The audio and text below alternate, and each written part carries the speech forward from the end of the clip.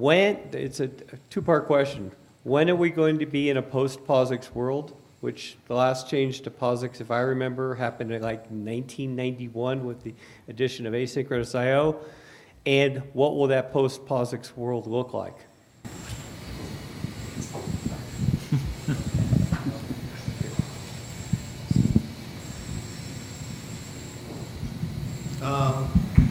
So, when will POSIX die? Same time as Tate.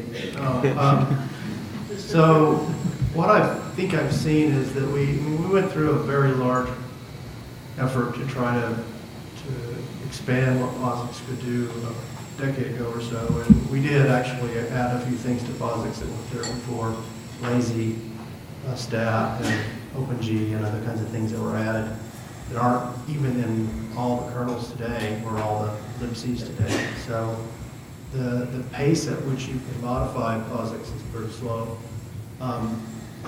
But what we've learned over a period of time is that the POSIX maintainers don't much care whether you follow those things religiously or not. They're pretty loose to start with. And when you say, I don't like this, they say, fine, bend it. And so what we've seen over the last decade is people just have bent it in all different ways and shapes.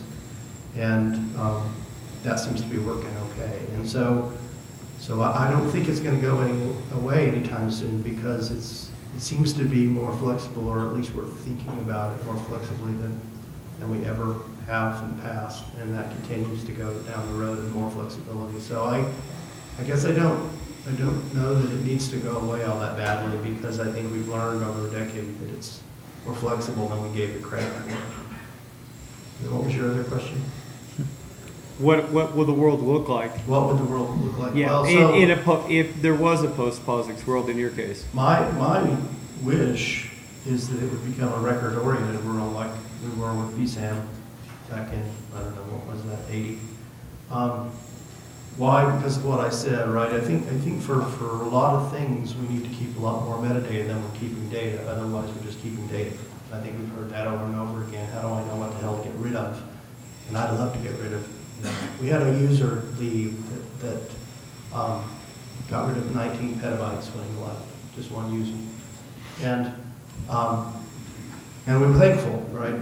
Thank God that the user knew what it was and knew it could be deleted. But the only way we're going to be able to manage data, the volumes, is to have way more metadata about it than we have today. A lot of applications lend themselves to that, sensors and things like that log what it is and when it was taken, all that kind of stuff. But a lot of them don't, and the ones that don't oftentimes generate lots and lots of data. And so we need more metadata about that data. And unfortunately, the way to get that is to be invasive into the application or the workflow itself. You saw an example of how somebody had a dream that they wanted to capture a bunch of workflow data, metadata, so that they could understand what the data is a decade later. And there's been efforts like that going on for the last 30 years. In fact, there's some sites that do that now. Other sites have given up because they can't seem to collect workflows. The only way that some applications are going to be able to collect it, I believe, is to go pretty low in the application and collect it, which the applications that you saw me modify, I was talking about, a record per cell or a record per particle, which is a lot of metadata. It's something like 6 to 9 orders of magnitude more metadata than file metadata, right?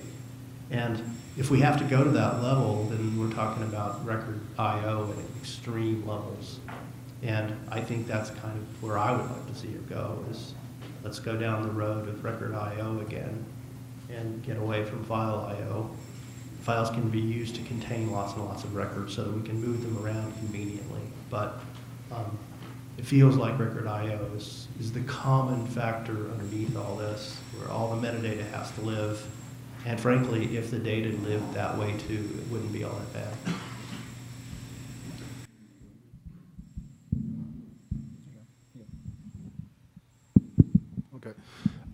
I would give you another example where users are not really looking on a file system layer or POSIX layer anymore, and that is really media entertainment, especially on broadcast customers.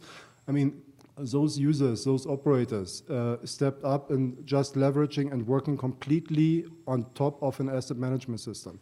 They don't care where data are, what technology they are using underneath. So they're just relying on metadata infrastructure out of an asset management system, and the asset management system knows from where to pull data forward and backward.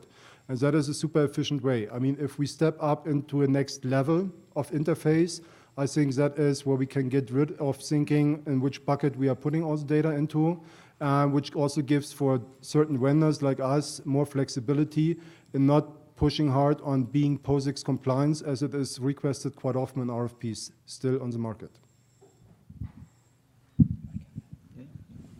Can you use this? So I've seen a lot of pickup on S3. We actually have one of our largest customer moving from using POSIX GPFS to using S3 because they're looking at S3 as a global sort of repository and data library, if you will, and have a persistent synchronization globally, and then use this check-in, check-out method. And one of the methods would be using metadata to be able to check out data and then move them into a POSIX layer for HPC or Scratch and on-demand compute. And then once the compute is done, and they move them back into S3. So that's one model they're looking at. And actually, we're updating GPFS to be able to sort of cope with that. So one of the new update coming out later this year will be we call high performance tier. Effectively, it will be caching from S3 into POSIX file system while keeping the sort of the metadata synchronized on both sides. So that's a comment here. Yeah, I would say the same thing. We've had a lot of requests in the last year to help people move from not just on-prem into cloud, but away from whatever it is they had to the next shiny thing. And if you can abstract that, then it becomes a query-based interface, like you were saying. It's about the asset. It's not about where it lives or who's in charge of it. They just don't care. Yeah, I think it's really driven by the applications because the level of investment into applications that demand certain semantics, is high, obviously, and there's just no reason to rewrite them just because there's another more interesting storage technology that is available. At the same time, if you write a new application, or if you're abstracting yourself into an asset management scenario, or if for whatever reason you're dealing with a highly distributed mobile type of situation, then of course you're writing for S3, of course you're writing for data lakes and things like that. But old is not necessarily bad, right? So I mean, after all, POSIX is just an API, right? So whatever we do underneath that is really up to the vendors. As long as we can provide the users with what they want, underneath that, it could be anything. And this is why, particularly with DMF, we're looking at a file system as a very temporary. I mean, it could be as temporary as the user wants. I mean, it could be running on demand, just like Beyond does. So there could be a very static file system which exists for a decade. Either way, we can manage and we can optimize the storage underneath that. Thanks. So I think regardless of what happens, I don't think you're going to see hierarchy go away. If that's your intention, Right. I think you're crazy. People are going to use folders, and Yep. Google's been trying to push flat mail systems forever, but yet they still have folders in their client, and they will for probably forever because people It's just want tags. hierarchy, right? You can store it any way you want, but depending on the semantics you put underneath it is sort of the devil's in the details of what it means. But I think if we think that we're going to go to a completely flat world, I think that's crazy. I don't think we will, because humans really need organizational concepts. Whether we do it as tags, or whether we do it as extended attributes, or whether we do it as POSIX, those are choices in API and semantics, but folders will be around for a long time, I think.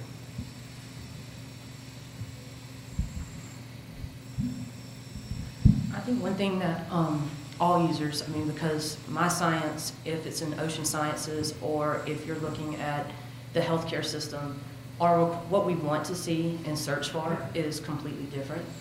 But there's no way of standardizing. Like POSIX is just standardization and everybody knows what to look for. But as far as metadata, the need for it and be able to search it, it wildly differs across different science bases. But being able to take that HPC is traditional across the board, no matter what science you're looking at. They're still working on CPUs or GPUs in the same way.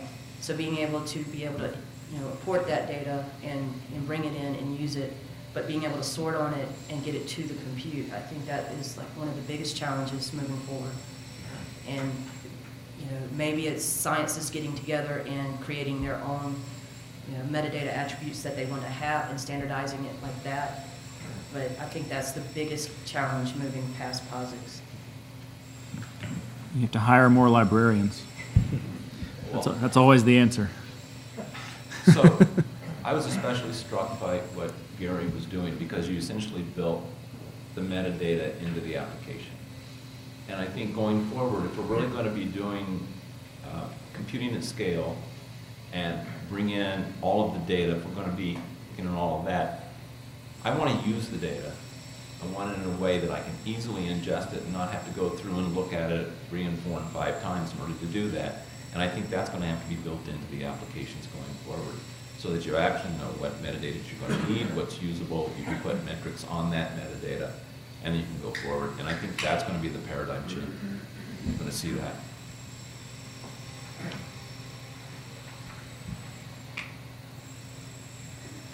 Is that it? We solved it. Okay. Does any of the users have questions for the vendors? I have, Go for it, Amanda. I wrote it down so I could read it. A few dozen. Yes.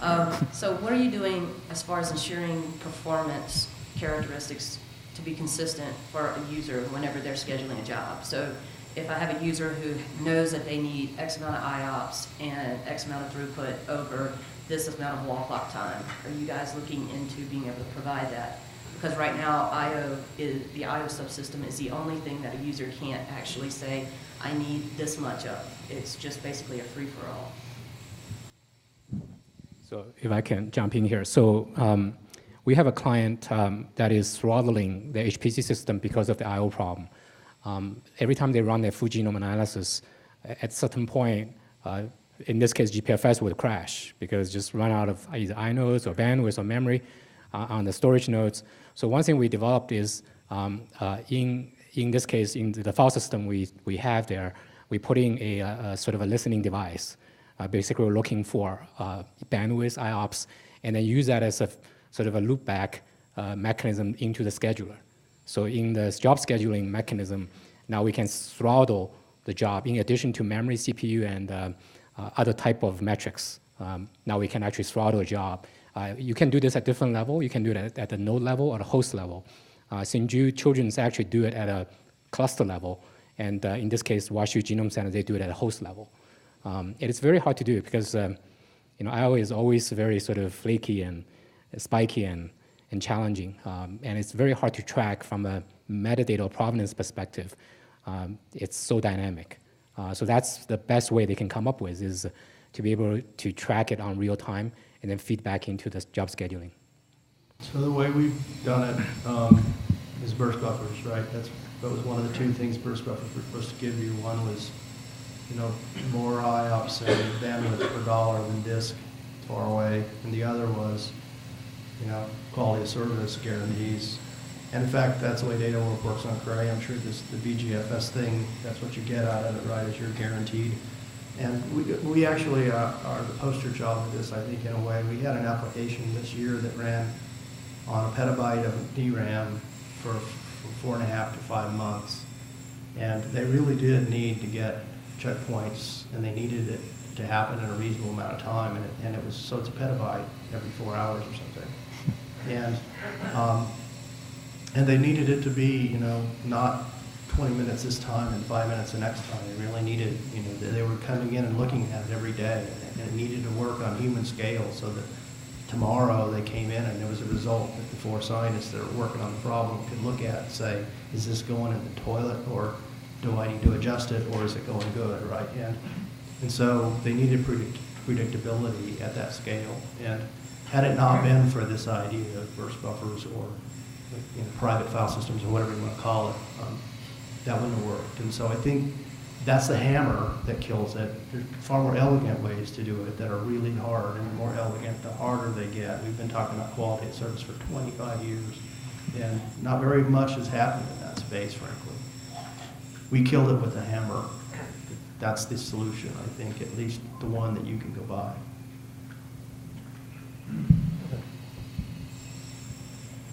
So just to follow up, we've got all of these heterogeneous accelerators that are coming, and each one of them have its own characteristics of how much data it needs, how quick it has to be, whether I'm using an FPGA and I'm going to stream something or whatever else I have associated with that.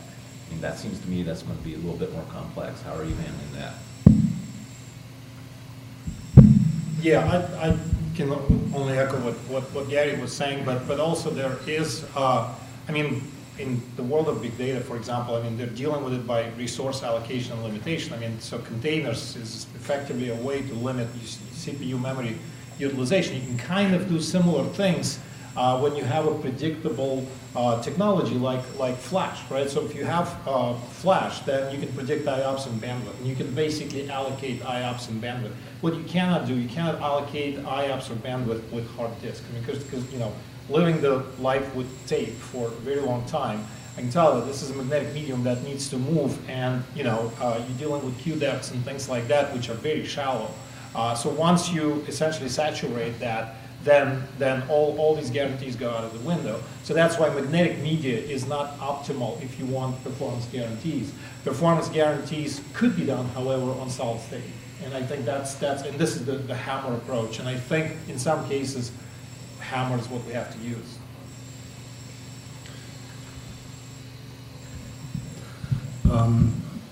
I would like to look at it from a different perspective. I mean, burst buffer solutions like Beyond is a bypass of the problem. I mean, it helps a little bit in utilizing on what you have already, but it is not really solving the problem you have asked for. So it's a workaround solution. I mean, typically a parallel file system has some capabilities today, and giving some tools on the administrator hand and sorting out which kind of data, which kind of user or groups data flies into which bucket. So we can define, for example, specific data set goes on HDD, specific data set goes on NVMe, specific data set goes on full parallel storage server. A specific characteristic of data just goes on a single storage server. So that is one way of helping it. But I agree, we have internally with our development team right now heavy discussion and reaching also out to customers to better understand on what customers are looking for. And it all falls under this quality of service approach. Is it file-based? Is it user-based? Is it group-based? Is it directory-based? So what it is based on. And I mean, that is hard to understand. That is hard really to put in the code straight away. Or do we have to provide any kind of application API where they can leverage this kind of interface? And I think that is where the whole community is really forced in providing feedback to the vendors on the market, which helps us to implement the best approach. Since I think every single customer sitting in here using parallel file system has a very different profile and expectation on how they would like to leverage quality of service implementations in their environment. But from a vendor perspective, I cannot provide 100% satisfaction to everybody here in the room. So what is the best optimized? Yeah.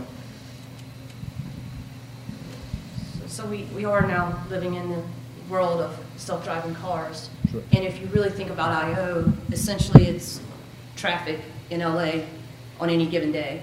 So if they're able to get driving cars to be able to adapt to everything that's changing around them and not crash and kill people, have you guys started looking at, into machine learning to be able to have systems that you may not have, as much flash as DOE may have available to them, but for us smaller HPC systems to where you could have the different tiers and then have the data moved around just like they do for the self-driving cars and leveraging some of that machine learning that is being done outside? Step one, I would say we have done. So we have a storage pool concept underneath where you can have different performance buckets. So let's say you have the high performance bucket and you have the capacity bucket. And you can define which kind of data sets goes into which bucket first, but you can also move data in between those buckets. I mean, we have not automated this, and that is probably where we need to invest. But I'm not keen today in putting this into a file system approach. That's probably where I would look into third-party tools, getting a little bit more intelligence, since that also depends very much on workflow definition from an end-user perspective. And that is what I cannot really predict from a file system perspective, specifically if we look in scientific. I mean, there are certain vertical markets which have a high defined workflow. That makes it quite simple. Yeah? In the scientific arena, I mean, every single application is totally different. They run for a while, then they disappear. And I think that is quite difficult. And we had this yesterday also from the cancer report, that if you interpret the numbers wrong, the whole approach is wrong. And that makes it really hard for us. So one thing I think we can, actually we're trying this very hard, is trying to minimize data movements as much as we can, especially physical copy of data. In the case of Broad, they actually have a BAM file that's 12 terabytes, and it's already exceeding the NFS limit. So one thing we tried is, in the file system I talked about, is we use caching. So in this case, if we spin up a cluster in a public cloud, we can actually just cache over metadata. So you do LS there, you see everything. But there's no data there. It's just a metadata. And we want to push this even further by make this all sort of dynamic, elastic, and possibly using machine learning or AI to help move whatever the data you need. But at the end of the day, you will be the user who actually want to touch and see the data there. And it's very hard to say, I'm going to use AI to tell you, if you run this pipeline, you'll need this data.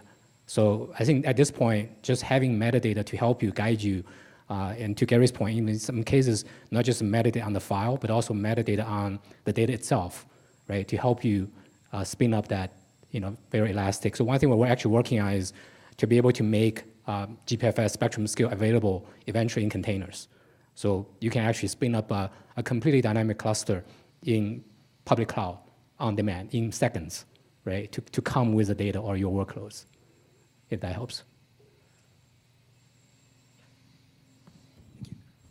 Yeah, I think the first step is actually, and this is something that you mentioned in your talk yesterday, is actually understanding how the data moves around the system. So getting the heat maps, understanding where, who is accessing the data, how often, what's going on. So, I mean, that information needs to be available for any kind of machine learning to make sense, right, or to actually operate, because you have to have a significantly large sample to tell that, okay, that this user is most likely, a systemic offender in terms of performance and so on, or that application is having trouble, So that needs to happen before you can apply machine learning, in my view. And that's why tracking the usage and doing heat maps, doing reports, doing all kinds of profiling that we talked about today, and that's what's becomes available with some of the metadata capabilities. So once you have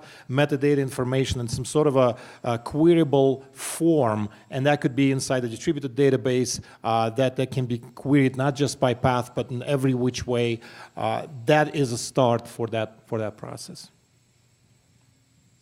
So, question I had, you're now saying we shouldn't move data, and I agree, moving data is expensive. So what are you guys doing so that I, as a user, can federate across 60 or 70 different sites with different products, maybe from all of you, and I don't want to move all the data, but I have to be able to do the analysis and aggregate it, so I can actually share those results and make a meaningful impact?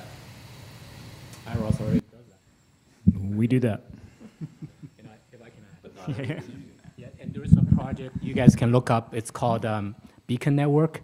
I think it's one of the most interesting metadata federation projects.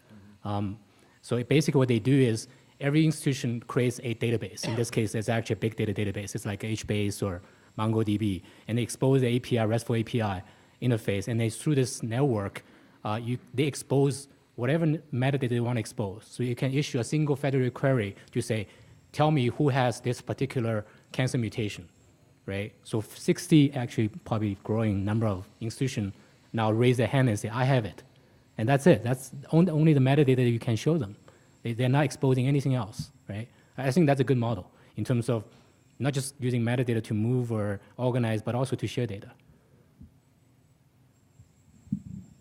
Yeah, there have been lots of efforts to provide these kind of metadata stores.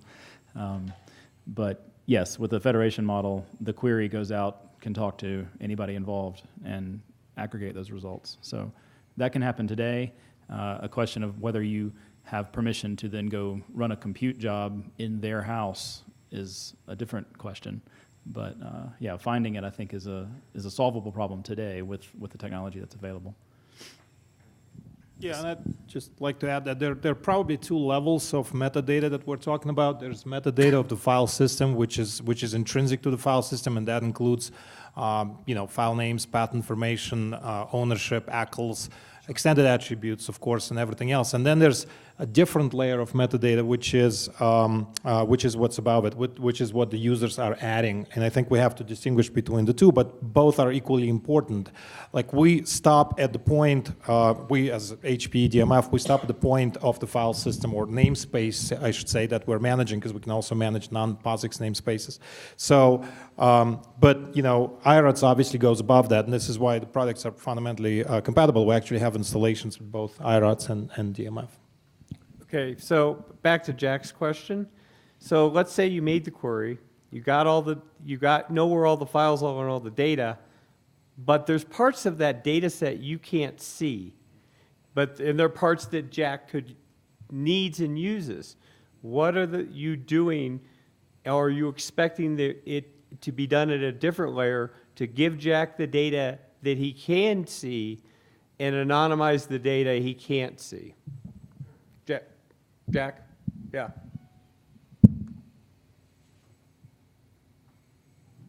Okay, I guess I will try to take that. So I think that fundamentally the data that you can't see is something that is not represented immediately in POSIX or immediately available, right? This is the staged data. This is data in the archive.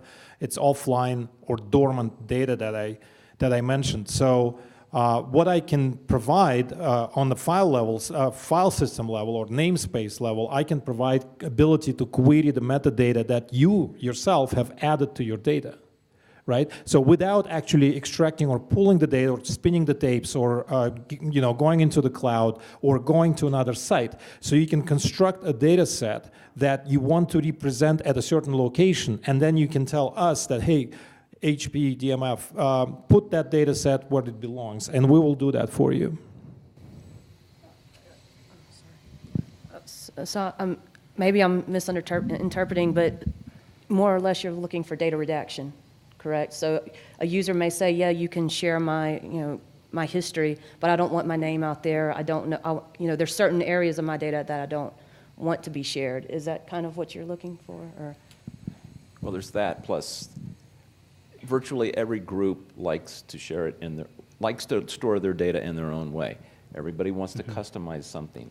Everybody has, the devil gets into the details when you actually want to share and when I actually want to go out and make that query. And I actually want to get something back that's usable and actionable at that time. And if I want to do that from certain applications, I want to make that as easy as possible and not understand everybody's technology, because I don't even know what technology they'll be using, either this year, next year, or the year after. So isn't the state-of-the-art in this practice Accumulo, the DoD columnar database where you can specify by column and actually even by cell who can see it and what they see? Which isn't the answer to what you're asking for, because you're asking for like a global, intergalactic Accumulo for all formats, which is a big ask. But there is an example of how this is done in the intelligence community, right? It was done after 9/11 because some agencies can see some data and other agencies, FBI can't see, or CIA can't see U.S. citizen data and so forth, right? And so there's solutions in the small in this space that do almost exactly what you're talking about. Asking for a solution at the level of all science across the world, that's a big ask, but it's an interesting, proposition for a vendor that wants to tie into it. Yeah, I would say that a lot of this is being solved by the domain-specific communities. Things like Data One. This is publishing houses that exist to retrieve data that would like to be discoverable, right? And so with that comes the rules and formats of getting it published in that way. And then supposedly to whatever maybe record level redaction is required. But, you know, a lot of the earth science community doesn't really have redaction quality concerns. You know, we took a picture of the ground and here's the picture of the ground versus, you know, personally identifiable information. So I think right now it's being solved kind of domain specific. And also, just to add to that, there's also a lot of data consortium in terms of aggregating, cleaning up the data, and then allow research community to access. So, and a good example of that is the ANI dataset. So it's aggregating data source from 30 different ANI data center, and also curating, analyzing, pre-processing the data, and then providing a search engine on top of it. I think that's like Tero said, is probably a good way of looking at a domain-specific solving. I don't think individual institution will be able to handle that, just to, you know, providing the catalog and also managing all the echoes down to the file system level. But I think eventually technology would sort of alleviating some of these problems by allowing some of the data to be distributed still.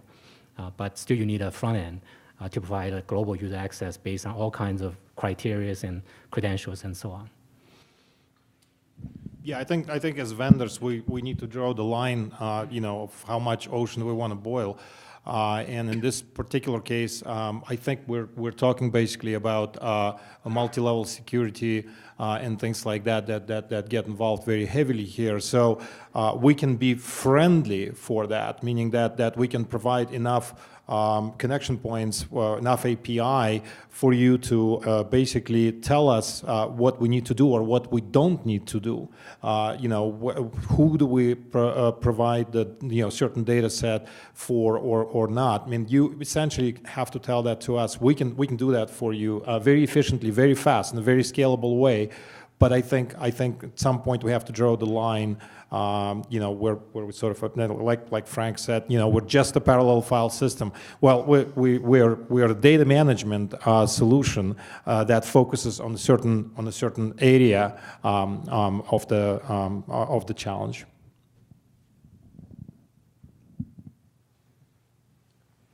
Just one thing I want to add here is within the institution, there is one way I've seen some example of tackling this problem is to create role-based access and then manage sort of the access level at mapping it with, you know, the local Active Directory or LDAP, but also taking advantage of metadata. So one of the projects we're doing is actually creating tags just for roles that you can assign to virtual data sets.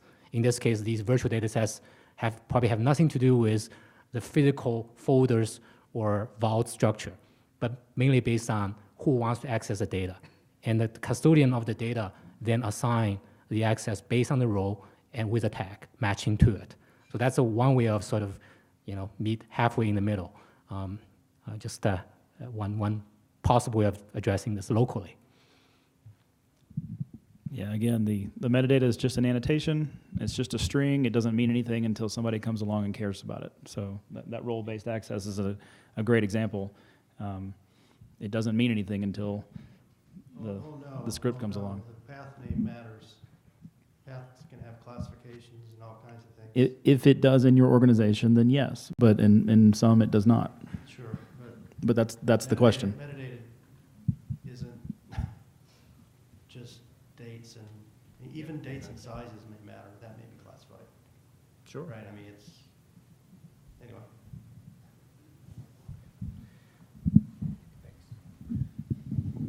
I just point out that it seems to be a little bit of a disconnect. The users were talking about, and Gary talked about records and parts of files, and the vendors were talking about files, and there was a bit of a disconnect there. But my next question, unless there's some questions for the audience, are there any? Seeing none? Oh, wait, sorry, didn't.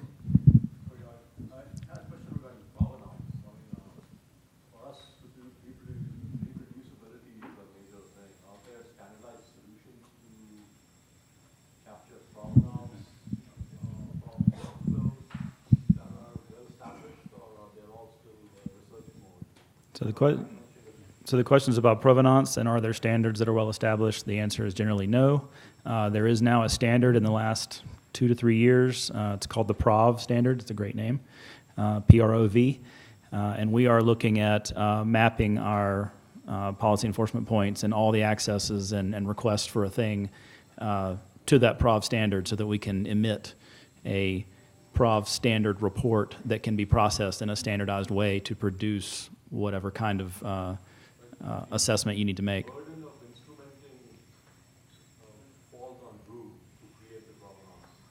The provenance would be handled by the system. And the question is who does it fall to for the burden of capturing this provenance information?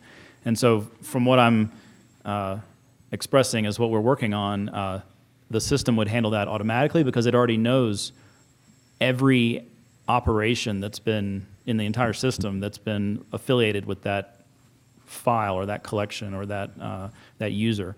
And so that can be saved for later and then or maybe even emitted in real time to some other party that's processing and chewing through that and producing a report to the depth of inquiry that you require. How do you ensure that the data that is created is not changed by a nefarious actor? You're talking about the emitted messaging. That is beyond the scope of what we would handle, but presumably there are formats and wrappers and SSL and all that kind of good stuff to ensure that. So you're not looking at blockchain? We are not looking at blockchain as an open source consortium, no. It seems like your question was about reproducibility, and that really goes deep, right? I mean, what compiler generated the executable?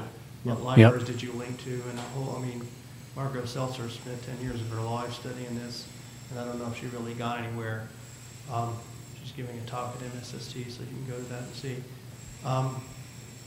So that part's really hard, and actually I think there's some promise finally, and that's containers, right? I don't like containers for a lot of reasons, but I like them for some, and that's one of them.